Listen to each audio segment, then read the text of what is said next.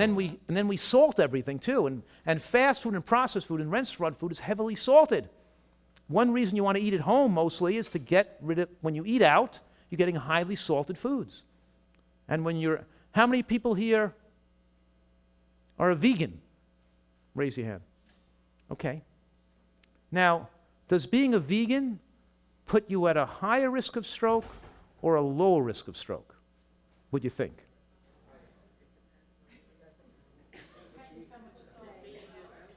It's a trick question. Neither. Because there are two types of strokes, and an embolic stroke is caused, the word embolism is a clot that goes to the brain. Also called ischemic stroke, which means the brain can't get oxygen because a clot blocked the brain. And ischemic strokes or embolic strokes are caused by the same thing that cause heart attacks. You eat bacon and cheeseburgers, you're going to get a stroke, and salt, you're going to have an embolic stroke. But a hemorrhagic stroke is not caused by a clot. Hemorrhagic stroke is a bursting of a blood vessel in the brain. Hemorrhagic strokes are more devastating, more likely to result in you being in a nursing home for the rest of your life or being killed on the spot, bleeding into the brain, very dangerous type of stroke. But here's the thing, is that people with lower cholesterol are at more risk of hemorrhagic stroke, and people with higher cholesterol, with higher risk of heart attack, are at lower risk of hemorrhagic stroke.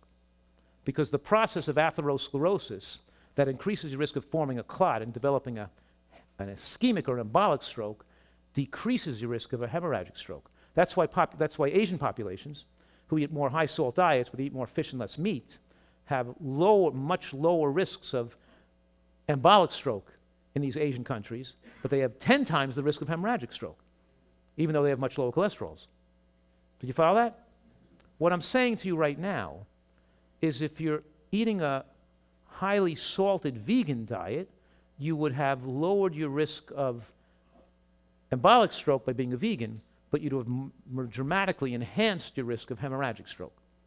The Atkins people have used this data to twist the data and say, look, low cholesterol is associated with higher risks of stroke. But it is associated with higher risk of stroke when you're only talking about hemorrhagic stroke, and you're looking at countries where they have mostly hemorrhagic strokes, you could say that low cholesterol is associated with higher risk of hemorrhagic stroke. But it doesn't mean an Atkins diet is good to raise your cholesterol, lower your risk of stroke.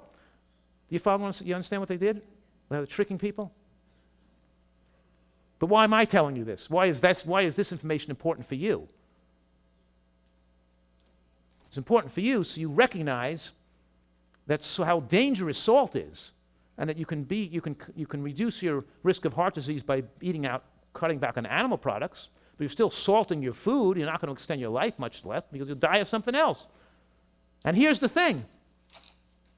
Salt causes microvascular hemorrhaging. Salt inflames the interior wall of your blood vessels and damages it. I'm saying right now that it's not just that salt raises your blood pressure. It's not the only thing salt does.